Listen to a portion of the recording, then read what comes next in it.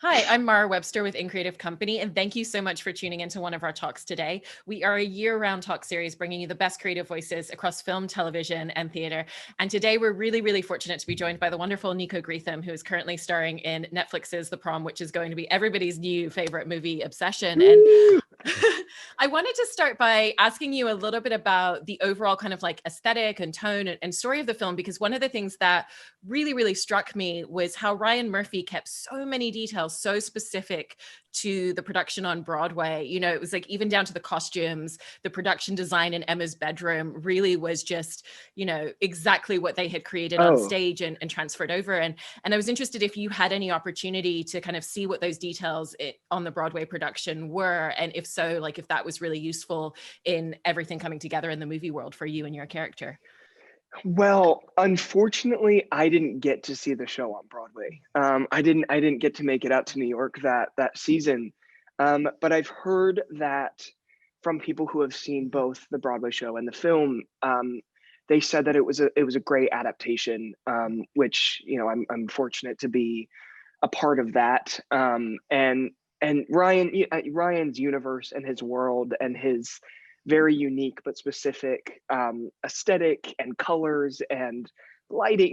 It's so beautiful to watch. And on top of the fun, nature of the film, there's this beautiful, like, artistic. You can just look at it and mute the movie and still enjoy it. It's just so beautiful, which Ryan is known for. He's just a genius. So yeah. Yeah. And I wanted to ask a little bit about the way that you kind of built out and constructed your character and really thought about his community, his life experience, his family world, and what that's like, because the film, you know, the film and the story takes place in such a specific setting in like a small town in Yeah. Indiana. And that really informs so much of the world experience that these characters have. And particularly, you know, with your character and many of the others going on a journey where at the beginning, you know, they are incredibly homophobic, but they kind of gradually manage to open up by the end of the movie. Yeah, I it excites me to play characters that are completely different from me and have different moral compasses and different mindsets and different views on life. And Nick, my character, is completely opposite of me. And I was fortunate enough to grow up in a surrounding of acceptance and love. But I know that not everyone has that, opportunity. And I grew up in Virginia, and there are some people who are conservative, and kind of walk with those similar ideas. Mhm. So when I was trying to process what Nick's mentality was and how could someone be so cruel, and what's the validation of making this make sense to me as the actor. And it's exciting. It's really cool to dive into a completely opposite world, Mhm. than from what I live. And he's just a product of his Yeah. surroundings, and he doesn't know any different. And with a religious background and just Mhm. being the high school popular jock that Mhm. doesn't care about anything else but himself, and his smoking girlfriend. Like, he's just in this bubble. And it's cool that people come into his little bubble, and they kind of burst his bubble and they say, look, this isn't real life. You need to get out of your little box, because this is the world that everyone else is living in. So you got to get on board or you're going to be left behind. And that's true to everyone in life. It's there's a lot of people who are kind of stuck in their little box mentality, but it's just like, take a step back Mhm. and look at the way the world is moving and thank God we're progressing, Mhm. to a more beautiful, accepting world of love. Um, but you got to jump on the ship or you're just going to get left behind, because Yeah. we're moving forward. And I'm so grateful for that. Yeah.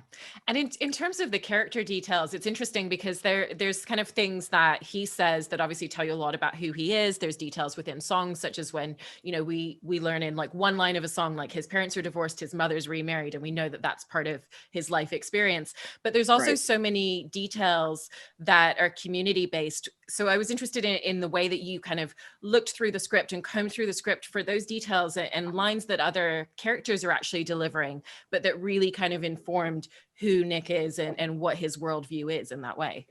Yeah, yeah, absolutely. And one of my favorite uh, stages in filming is the process of dissecting the script and creating your whole character world.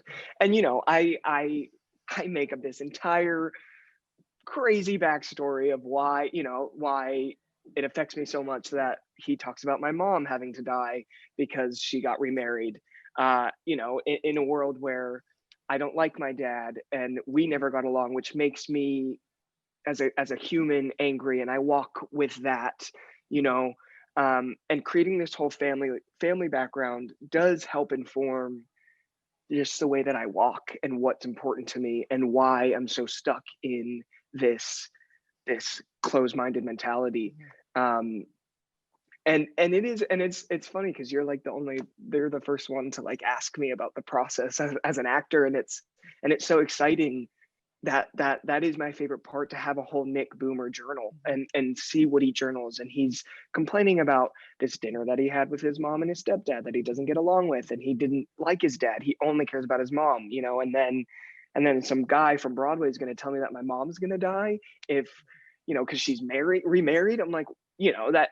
So then it helps, Nick process, and then he's like, okay, maybe this crazy Broadway guy's right, and I should change my mentality because my mom shouldn't die for that, and I don't want to get chastised for not accepting someone, so I'm going to accept someone because that's what everyone's doing, and that's the way the world is moving. So yeah. Yeah, that process is super, super exciting to me. Yeah. And your character also kind of exists in this kind of like mini ensemble where it's him and his best friend and their two girlfriends. Like a little And click, yeah. yeah, and I love that dynamic and relationship that the four of you really bring to screen, even just when there's like a flash moment where even just seeing you in the background of a scene, or whether you're kind of like delivering lines and performing at the front of it. And wanted to ask you about the relationship with the three of them, and how you really worked to kind of mold that ensemble and bring all of your characters into very similar spaces, and to understand what their relationships with each other would be as well. Yeah, we love each other. We were obsessed with each other as an actor. Like we're such good friends. We talk all the time. In fact, the girl who plays my girlfriend in the film is my girlfriend in real life now. She wasn't while we were filming because we were professional and did not want to date during filming. But now we are. We have established a different flame. But filming with them was fantastic because any second on screen or off screen, we were just going back and forth. And before our scene, for example, in the mall, when Andrew Rannold's character comes up to us, and I believe Kaylee says like, I saw it on Fox News. They said that we're full of bigotry or whatever. We like before they would call action, we would just like we'd be chanting like Fox News, Fox News, just like get in the mindset of someone who appreciates Fox News. But we would discuss you know what our background was and how the characters became, why they when they started dating. And freshman year in science class we fell for each other, and now we're seniors and we've been the hot couple ever since. So finding that background was exciting.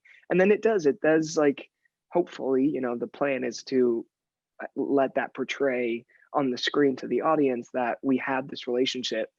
And yeah, and during rehearsal, Logan and I, who plays Kaylee, my girlfriend, we were all over each other from day one. We were friends before, so it was a very comfortable thing, to walk into this huge set and have someone, an ally, and someone that you can trust and are comfortable with.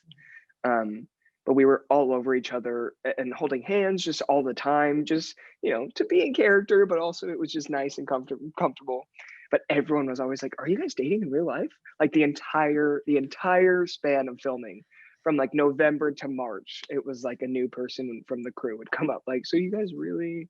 We'd be like, "No, we're not." And then now we are. So now it's this big joke.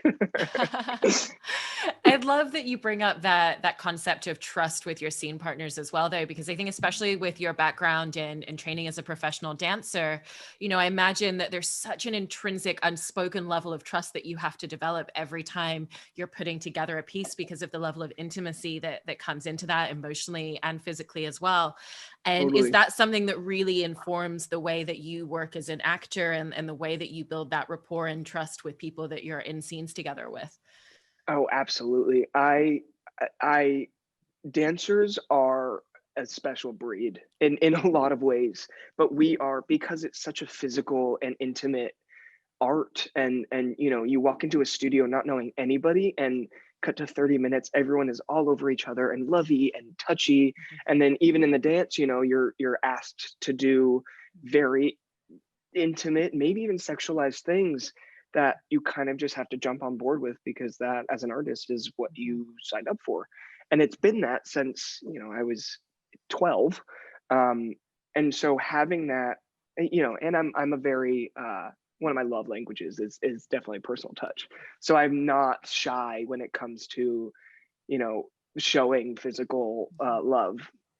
But yeah, absolutely, as a dancer, there is that unspoken bond. I mean, you nailed it. There's this unspoken bond of just understanding, like, okay, we're in this together. This is just what it is, and we're just gonna go for it, because there's no point in holding back. There's no point in not going for it. We're all here to go for it. Yeah. And also dancers, we have this like discipline that you learn as a dancer, um, that I kind of think is rare in other forms of art per se, because it's such a hard, taxing Mhm. job and career and lifestyle as a dancer, that it's very humbling almost, and grounding.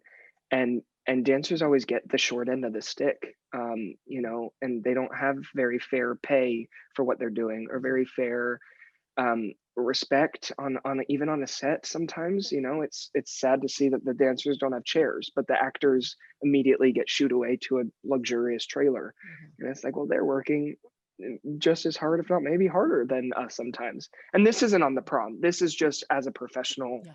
dancer. The dancers on prom were treated very well, but sometimes they're not. And I've lived both those experiences, being an actor and being a dancer, and I've promised myself that I will walk onto every set with the mindset of a dancer, and understanding that you are the same as everybody else here, and the guy who's doing the lighting and the guy who's setting up the props, like, we're all here to do our job. So let's just like do it together. It's a collaboration. Without everybody, the film doesn't happen.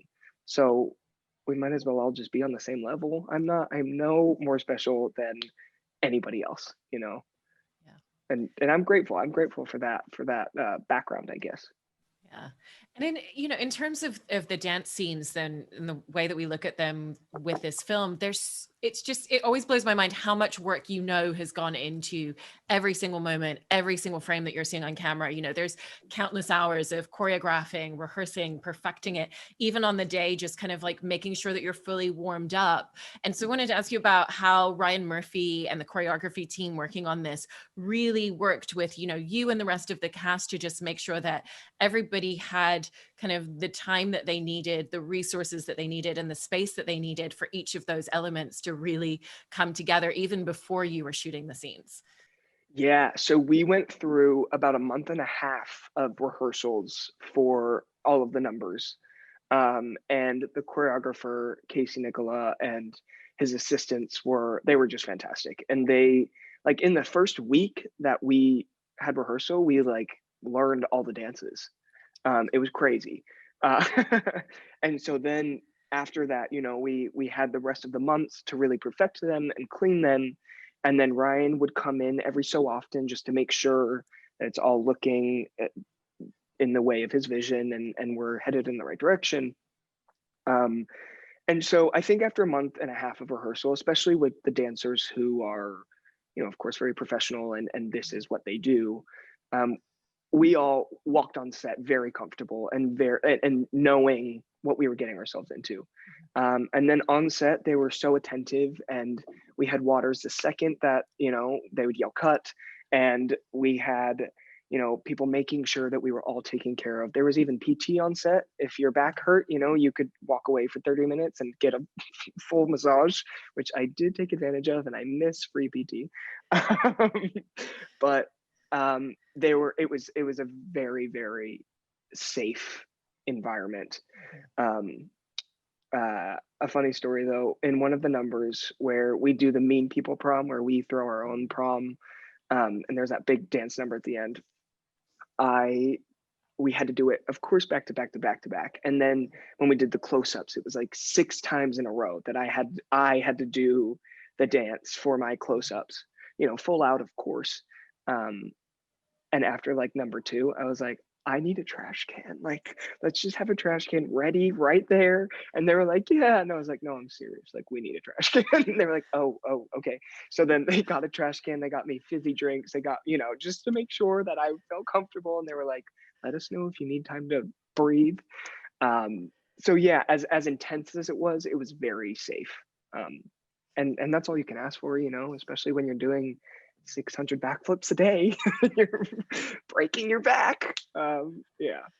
It's an average amount of backflips for everybody to do on a daily Yeah, basis. yeah.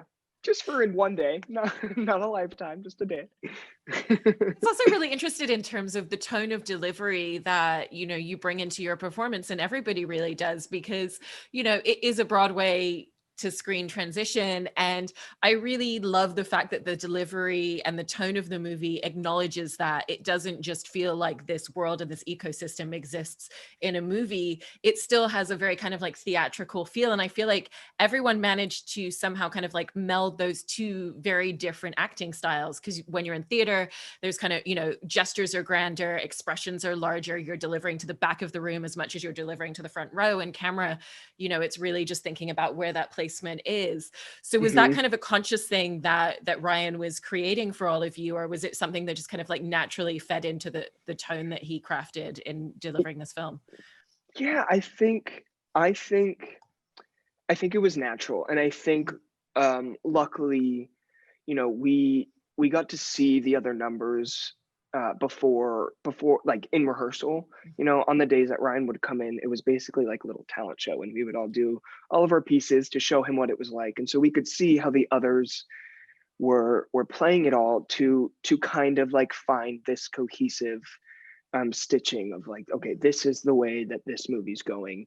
And Ryan just trusts his actors to, to find the balance of like, a grounded performance, but also, it is very, very uppity and funny and Broadway showy, so he just trusts his actors. And so we would do our thing, and then of course if he had notes, he would come over and let us know. But for the most part, yeah, it was a natural finding.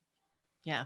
I also really enjoy the use of space within the movie. And, Ryan takes these kind of like seemingly very ordinary settings and spaces and turns them into something visually fantastical. And even just thinking specifically about the Andrew Reynolds number where it's in a mall. And the use of space is so great. It's like using the different levels, the camera motion is like, it's capturing every single space and every single person in that ensemble. And, in the background, kind of, you get to feel that energy that would really exist. And so wanted to talk a little bit about how he kind of like mapped that out and really just kind of like made everyone feel like there was that energy on set that could really transcend through the screen through the way that they choreographed and utilized spaces with you all. Totally, yeah. So when we in rehearsals, they had this like big fake, well, I guess it's not fake because they were real stairs, but it was like made out of wood, like this super long staircase that we would mime the escalator part. And it was funny because like Andrew would be singing to us and just walking really slow as if it was like moving down an escalator. So so we definitely had a picture in our mind. And when we did the whole fountain part in rehearsals, they like taped out the size of the fountain so that we knew how much space would go in between each person and where we're all headed. So again, they did such a good job of like preparing us for what to expect when you get on set. And then of course, when you're on set, it's way better than like a, a tape version of a fountain. It's like, oh, there's a real fountain we can like use, which is cool, and a real escalator that moves. So there's that just excitement, I think, innately. But also when we were shooting the mall scene, there was real shoppers. You know, they didn't like shut down the whole mall. They just like would block out the area that we filmed. So we had a real audience, and they would like cheer and clap after every take, you know, so that, you know, it almost felt like a live performance every time, because it was just exciting to be performing for, you know, these shoppers that are just at the Northridge Mall in California. Um, so yeah, that day, so that was our first thing that we shot, or that me and our gaggle of bullies. That was the first thing that we did, and it was like a span of 3 days. And we had such a ball. I mean, Andrew is just the best. He was so kind and so welcoming, you know, and just like really eased us into the process. And yeah, I'm grateful that's what we started with, to be honest. Yeah. And then there's obviously the really, really fantastic scene where you finally have that prom where every single actor in the movie is part of that scene, you know, every Yeah, single background person. It feels like every single person was on the call sheet that day. yeah, And literally. so yeah, so I wanted to ask you about the specifics of shooting that, because, you know, even just when you look at the lens that Ryan takes, and again, like he literally captures every single person, every single character comes onto screen, and every single character gets a moment in front, Mhm. you know, at the foreground within that. So was that kind of a much more intensive process to shoot that scene, just in terms of the coverage, the logistics, the camera motions, the choreography, and just like even just like the wrangling of that many cast members and bringing all of that together? Yeah. We shot that, I believe, over maybe it was 4 or 5 days. Yeah. It was a long period, because, like you said, logistically there was a lot to cover. And but it's also, I mean, when I'm sitting in a cast chair and I look to my right and it's like Meryl Streep's cast chair and Nicole's on my left, I'm like, what is happening? Who am I? Someone pinch me, wake me up. This can't be real. Every time, every single time I would go back to the chairs, it was like, this is insane and so exciting. Um, but but everyone was just having the best time. It was so easy because, you know, I feel like those big veteran actors who are constantly doing fantastic work that's very dramatic, or, you know, Nicole Kidman is getting abused by her her husband in Big Little Lies, you know, and then they like take a break from that world that they are constantly in, I feel like, to do this like such a light-hearted, happy, heartwarming film where they're singing and dancing and they're just good. Like they had the best time ever, and that just made us all have the best time ever. So it was just constantly radiating energy. Um and that big last dance scene was just so fun to film, and there's confetti, there's everyone, the room is screaming, and even the people, the background actors who are on the sidelines, they're just like cheering the whole time. And I would look over and notice that they're not, you know, after the 17th take, they're not like, yay, like having to just do their job. They were fully like so into it and so full of enjoyment. So it was just constantly a state of like euphoria. We were all just like having the best time ever. Yeah, that last scene was probably one of my favorites also to film, because everyone was involved and everyone was Mhm. just doing their part but having the best time doing it. Yeah. Yeah. And as well as being in the prom, you're also in what was one of my favorite films at Sundance, Dinner in America, You saw which Dinner in America? I saw Dinner in America, and I saw it at like an 8:30 a.m. screening, you know, like day 5 on like 4 hours of sleep a night, like Oh my completely gosh. shattered. And it just had me on the edge of my seat. Every single scene and frame in that film is so brilliantly constructed. And I loved Wow. hearing that when you self-taped your audition, that Andrew Ramier, who's the writer director, that he just kind of looked at your performance and was like, yes, exactly what you're doing. Kind of that's it. So wanted to ask you about constructing your character, especially after having that piece of feedback from him that was like, the way that you've interpreted this is exactly what I'm envisioning for the film, because it is such a specific tone of comedy that he brings to the forefront, you know, and it is very offbeat. So I was interested in kind of like how that really helped you in further layering and developing this character and really thinking about the specifics of the comedy that he wanted to construct in that movie.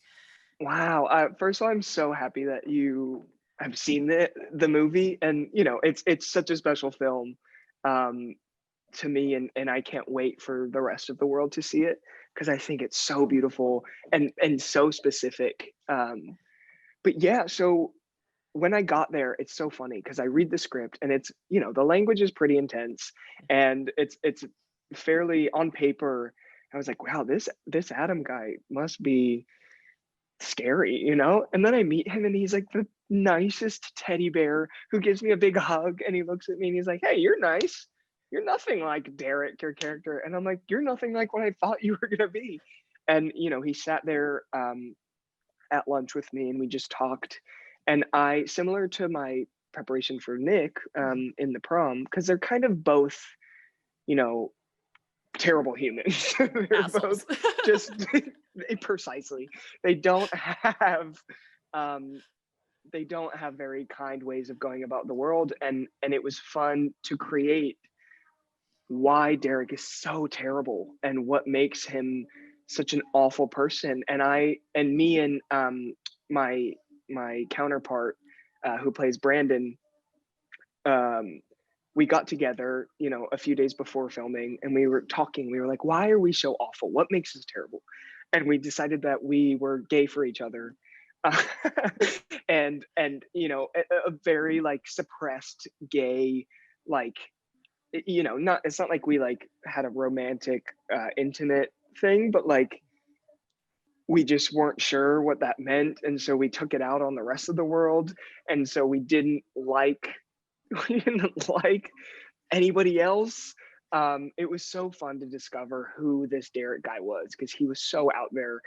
Um, and yeah, when I filmed my audition initially, I just, you know, I worked with my buddy who did the self tape with me, and we just discovered all these funny ways of yelling in the middle of a line and saying, you know, these that I'm gonna kill the Mexican who made the sandwich. When I read the line, I was like, what? Should I say that? Because I'm not like that in any way in real life. But it is such a joy, like I said, to play people who are so opposite of me. Because then I get to discover, you know, because unfortunately people are like that in real life. And it's like, why? What makes them that? And then, you know, you write this big diary of being a suppressed gay guy, and then you're just mean, you know? It's super fun. I'm Yeah. so happy you saw that movie. Yeah, well, I can't wait for everybody to see it as well, because I just, every single person I know who's seen it has fallen in love with it from the very first moment that the screen comes into play. And, you know, Yeah. excited for everyone to see that and also to discover your wonderful work in The Prom. Congratulations on both of these incredible projects and everything else that you're Thank working you. on right now. And thank you so much for taking time to talk to us today. Thank you so much. You've been the best. I really appreciate you.